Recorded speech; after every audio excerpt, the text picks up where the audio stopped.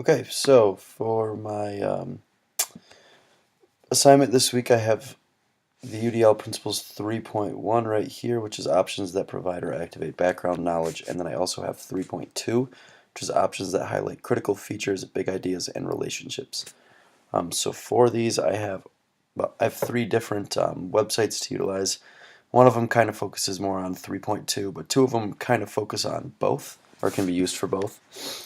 The first one that I have is Google Expeditions. And Google Expeditions is an app. I don't actually have it downloaded on my computer, but it does show some good examples here on the home page. But what it is, essentially, you can use your device, and students can use their own devices. And as a classroom, you can kind of take them to different places in the world and show them almost like a Google Images live person view, like if you were standing there, you can look around so students can turn around in their seats and see different angles of wherever they are in the world. So this would just be kind of a cool way to place them right into their learning and make demonstrations. Um, so yep, you download this onto your phone, you can show them around, and like it says here, explore the coral reefs, the surface of Mars. You can take them anywhere. So for my class right now, we are learning world religions. You could take them to different places of worship throughout the world. Maybe have them start noticing trends or something about like the geographic location or the way that they're built. See if they can notice anything, and that would kind of go along with 3.2 here, which is options that highlight critical features, big ideas, and relationships. But this would also be good for providing or activating background knowledge because I could do this maybe as like a warm-up for a day and introduce like Buddhism or Hinduism and have the students focus on this and try and activate whatever background knowledge that they may have about that subject.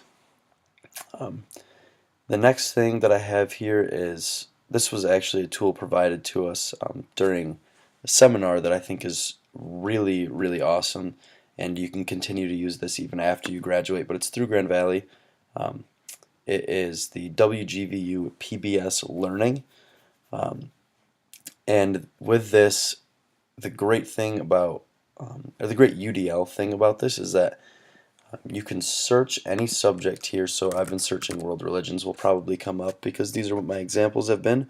So you can search world religions, and you can search like audio, videos, images, documents, interactive pages. So that really adjusts to all the UDL principles because obviously you have like visual, auditory, you have things that students can play around with a little bit more. So what I have right here is just a world religions map. It says just explore religious beliefs around the world through an interactive map.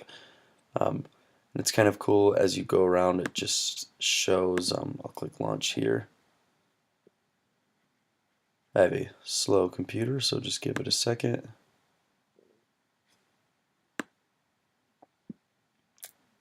But yep, as you go around here, it'll show like the religious beliefs of Canada, the religious diversities in the US, China, and this is kind of just a cool thing that I found. Obviously, there's many options, but bouncing back to the guidelines, this is awesome because it activates background knowledge, kind of reminds students of things they may have previously learned, and it also highlights big ideas or relationships. So that specifically shows like religious trends throughout the world. But if you want to just kind of look around, you can search, say, the Revolutionary War. And I can search any grade here. So say maybe I want to teach that in 8th grade. And I want that to be social studies. And say I have a student who would learn best through audio or through videos, then I can click videos, search, and it will give you a bunch of different options.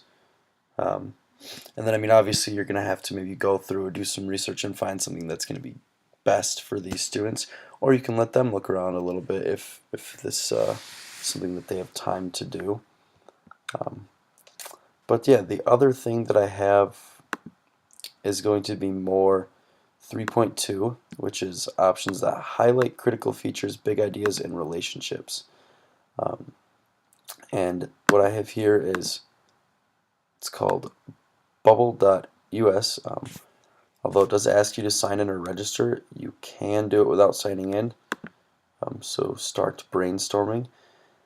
And I might say, for this, create a graphic organizer for me that highlights critical features of the major religions or the big ideas or the relationships of them. And students create their own organizer, so I can say world religions. And then I maybe add a couple boxes here. And I'll say, oops. So I'll say that this one can be Buddhism.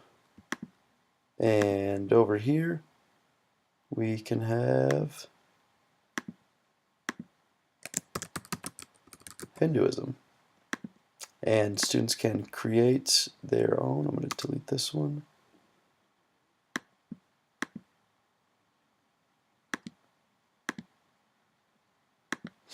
So they can create their own way to remember these, their own organizers, print these out, and then continue to use them as a way to help. Maybe throw Christianity in there. But yep, you don't have to do it this way. You can continue to extend, however, so like important features of Buddhism, just extend them off. You can minimize those and bring them back. But yeah, you don't have to do necessarily this format, so if I want to start over, I'll scratch that. And we'll start brainstorming one more time. Start here. How do I want to format it? I can do it grid, a tree, a circle. So my last one, I believe I was doing grid. For this one, just say circle, and it's essentially the same features. You just pop the tabs off, same way.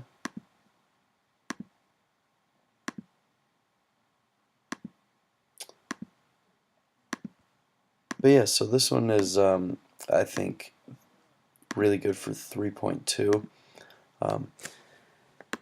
Just because it does help highlight critical features, big ideas. Students can show relationships. They can demonstrate that they do know whatever it is that you're teaching. And then the good thing about this and the other tools is that it doesn't have any like distracting. So it says here,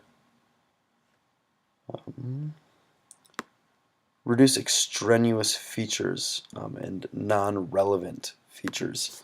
And I think the good thing here is that it is just this page. There's nothing irrelevant on it. There's nothing distracting. There's no advertisements. There's nothing for students to jump around to. They're just on here to create one specific thing, and they won't get distracted. With Google Expeditions, that may be a problem, but when it's a teacher-led lesson, then the students will have to go wherever it is that the class goes, and when they're looking at their phones like that, they won't really be distracted. And with the PBS Learning, yeah, obviously there are many things here that could distract students, but I still think it's going to be a great tool for them to use. And the good thing about all three of these as well is that they are all free. I do have Google Expeditions downloaded onto my phone right now. I have yet to use it with our classroom, but we've used it in one of our seminars as well.